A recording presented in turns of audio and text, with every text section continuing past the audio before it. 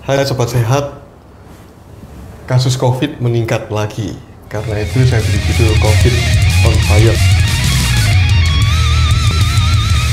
Kasus sempat turun, tapi kemudian naik lagi, baik di luar negeri maupun di dalam negeri. Mengapa? Karena pelaksanaan protokol kesehatan 5M itu sudah mulai kendur. Kita tidak disiplin lagi. Dan yang lainnya adalah dampak dari vaksinasi. Yang saya maksudkan bukan karena divaksin, karena itu segeralah vaksinasi ya. Sangat baik sekali vaksinasi itu untuk mencegah penularan. Bukan karena kita divaksin kemudian kita tertular, tapi vaksin untuk mencegah.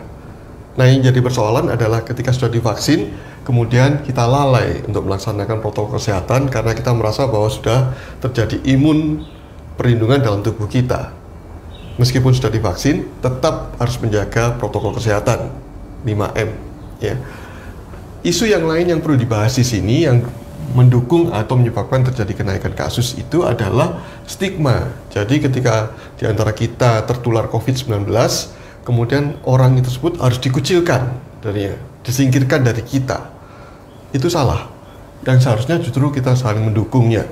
Ketika timbul gejala, kita dorong yang bersangkutan untuk atau kita ajak untuk segera memeriksakan diri ke fasilitas kesehatan, terutama rumah sakit, untuk memastikan apakah itu COVID atau bukan.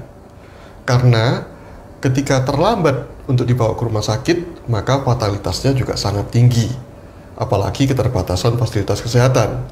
Karena itu sedini mungkin memeriksakan diri ke rumah sakit untuk memastikan COVID atau tidak.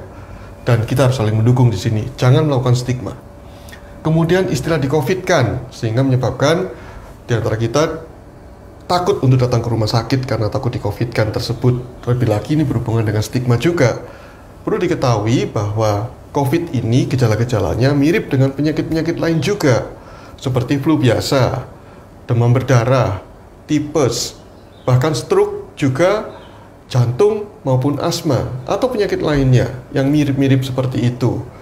Maka datanglah ke rumah sakit untuk memastikan, jadi ya, bukan di-COVID-kan kalau memang ternyata itu COVID, ya. Dan karena itu tidak perlu takut untuk datang ke rumah sakit demi keselamatan kita maupun keluarga-keluarga yang kita cintai, ya. Jangan melakukan self treatment di masa-masa sekarang ini karena kita tidak bisa membedakan antara COVID dengan penyakit lain. Kesalahan fatal dalam pengobatan sendiri bisa berakibat suatu hal yang tidak kita harapkan, ya.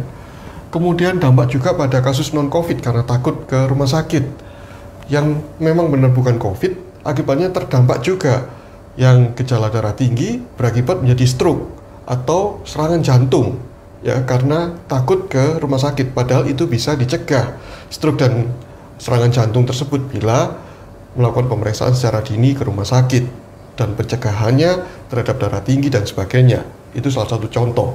Karena itu jangan takut ke rumah sakit untuk memeriksakan diri kita demi kesehatan kita sendiri, keselamatan kita sendiri, dan keselamatan keluarga kita, apalagi kalau itu adalah tulang punggung keluarga.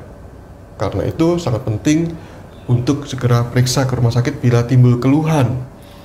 Satu lagi yang menjadi isu adalah persentasi kematiannya rendah. Alah, cuma 3% saja.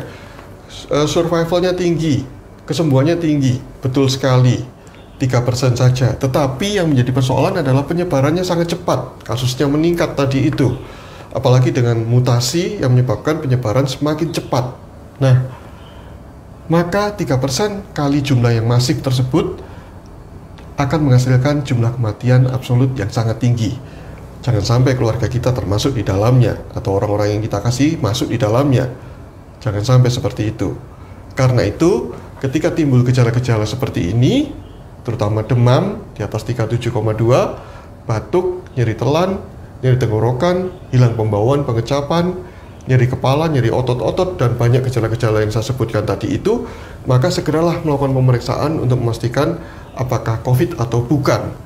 Segera ke rumah sakit.